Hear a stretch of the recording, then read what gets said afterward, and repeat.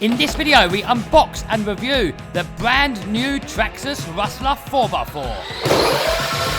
Oh no! I've made over $1 million worth of sales selling simple items on eBay, and I make over $100,000 every single year from one of my eBay stores just selling these simple items. And I can help you too. I've now helped hundreds of people set up their own successful eBay businesses. So if you want my help too, guys, I can share with you 3 things that you can do right now to help you get your eBay store off the ground. And I've also got a 100% free mini eBay course that you can click the link down below and you can sign up on that now. Fully free, 100% free, no credit cards, nothing like that, 100% free. It's my gift to you. So if you're interested in that, guys, if you want a better future, if you've got a crappy job and you want to improve in life, click the link down below, guys, kevtalbot.com/eBay42, and I'm going to help you there. All right, guys, enjoy the video.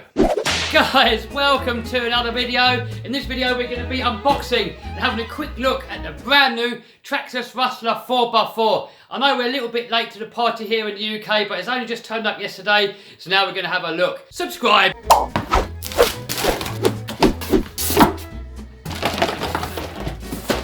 So, what you get in the box is instructions, radio, parts for the shock absorbers, tools, high-speed gearing, additional strap for the battery tray, stickers, and obviously the car. Now, you will have to supply your own LiPo batteries and charger, but I've got some already, so I'm going to see what's going to fit. But before that, let's have a quick look at what's going on inside here. Oh, guys, check out that body shell. I'll tell you what. Traxxas are really killing it on body shell design these days. I'll tell you what, I'm loving these clipless body shells. They started it with the X-Max, similar design. They've done the same on the e-Revo 2.0. I'm a massive fan of these. It's so easy to take the body shell off, change the batteries. You haven't got to keep messing about with all these little clips that you've got to lose. All right, let's have a look at the car. So, looking at it, it looks to be based on the Traxxas 4x4 platform. It looks to have the exact same diff housings, and just the general design looks very similar. Starting off up front, we have the standard plastic Traxxas shocks. We've got plastic drive shafts, even though they're supposed to be beefed up. We've got these epic looking black chrome wheels. Moving on to the chassis, we've got the receiver up here, the 3S speed controller here, and the 3S motor here. I have ran that motor before on 6S, and my God, was it fast. That was on my Slash. So I can put a link to that video up here somewhere. And then coming around to the rear, we've got this wheelie bar here, which is super duper flexible. So hopefully, if you do some jumps and land on it, it's not going to kill it.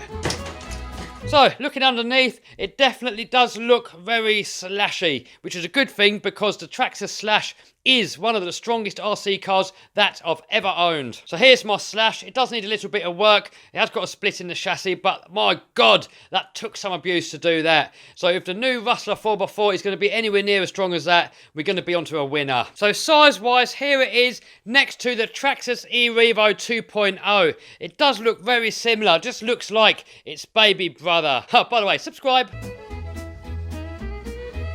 Oh yeah, compared to an X-Max, tiny. Oh guys, that car, in my opinion, looks so sick. So let's do a quick montage.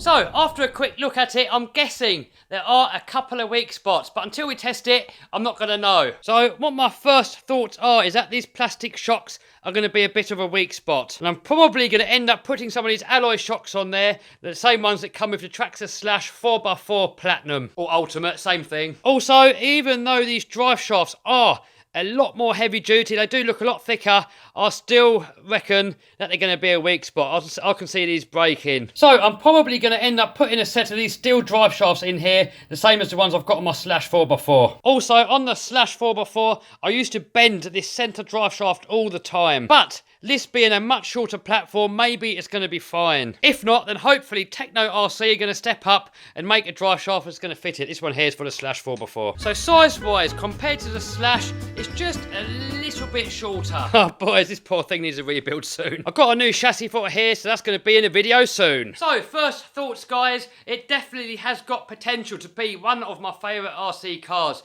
The Traxxas 4x4 is one of my favourite RCs. It takes such a beating, it is so strong. It is probably my only RC car that I would be happy to give to a bunch of kids and just let them get on with it, knowing that it's probably not going to break. Now, it has got, I had to put a couple of upgrades on there. As I said before, it did have a few weak spots on there that I did have to upgrade. So if I have to do the same on this one, it's not really much of a big deal. But it has got one big bonus. The 4x4, it always suffered from the parachuting effect with the wind getting under it. And even though I did put the VW bug body on there, it still does get some wind up inside it and it still does parachute a little bit. Hopefully, with this one here, that's going to be that problem solved. So if this can be a stunt truck that can do your forward flips, your front flips, all your crazy big air jumps and everything like that, and at the same time not parachute, and be as strong as what the Slash is, I think that Traxxas really could be onto a winner here. But we will see. Also, I've been looking at getting myself a new real car. I've been driving around in an old banger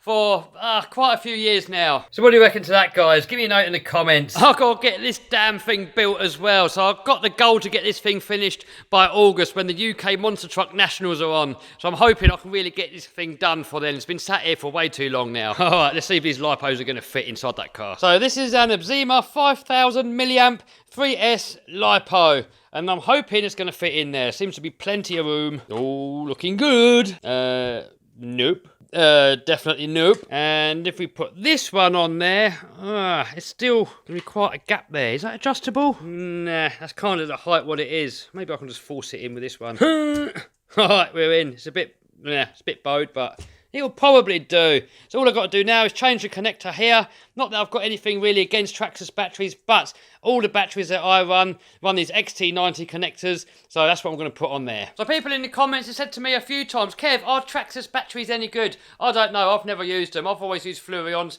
because they're cheap and they've been relatively reliable so far. And I put these connectors on there because all my other RC cars share the same XT90 connectors. It just keeps it easy. By the way, I am also super duper impressed with these Abzima hard case lipos. I had a set of 4000s and they actually puffed up and they didn't last very long, but these 5000s, they seem perfect. I've had them a while now, they've not puffed up, they've stayed nice and solid, and they do definitely seem like a really good lipo, and something that's hard cased, which is 5000 milliamp, that seems pretty damn epic, especially for being in a relatively small form factor. Bye bye Traxxas warranty. I probably will at some point put a Castle Mamba X 6S brushless ESC in there. So if you want to see this car run at 6S lipo, guys, let me know in the comments. Oh, by the way, here's the size of it compared to a normal two-wheel drive Rustler. It's pretty much the same.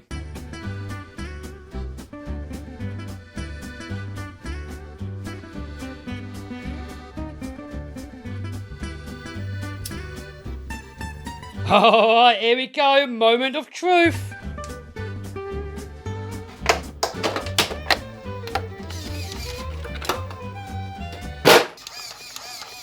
Alright, here we go!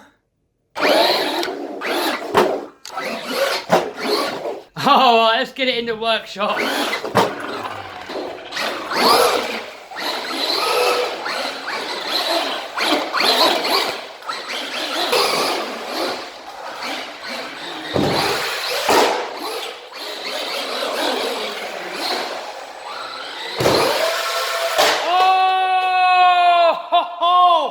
Oh no! It exploded! Oh, there's bits everywhere. It didn't have enough power to make the backflip. Oh, what happened? Oh, I don't think anything broke. Just these popped off on both of the fronts, that's weird. Where's the rest of it gone? Oh, I found them both, put them back on. No damage done. I think for backflips in here, it's gonna need the high-speed gearing. It just didn't have enough wheel speed to get it round. Oh, here's the size of it compared to an Armour Outcast, by the way. All right, let's carry on. Oh!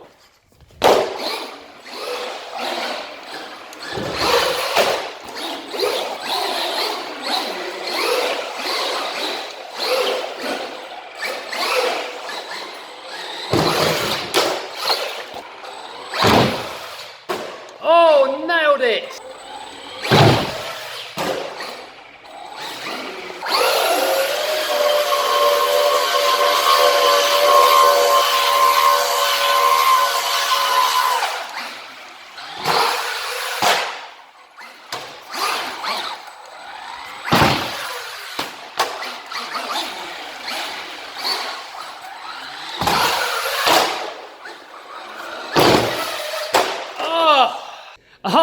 guys, so far, that is epically fun. I'm not going to carry on because I don't want to break it, and we want to take it to the skate park tomorrow and air this thing out and see what it's made of. Alright guys, so that is it for this video. First impressions, I'm super impressed with it. It seems really nimble, it steers well, it's responsive, it seems to be very well balanced. So when we take it to the skate park, we will see. As for the weak points, I'm not sure if they're going to be yet or not, but even if they are, they're only minor. It's not going to really take much to put them right, and this has definitely got potential to be one of the best all-time RC bashers. I'm really super excited to air this thing out to see what it's made of, and hopefully this thing's going to stick about in this channel for many years to come. So guys, I hope you liked this video. If you did, give us a thumbs up, subscribe, smash the bell button to stay notified. See you soon. Bye.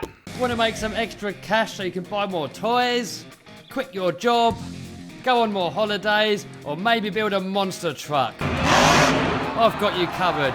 Check out my course in the description and I'll show you how to make 100k profit a year.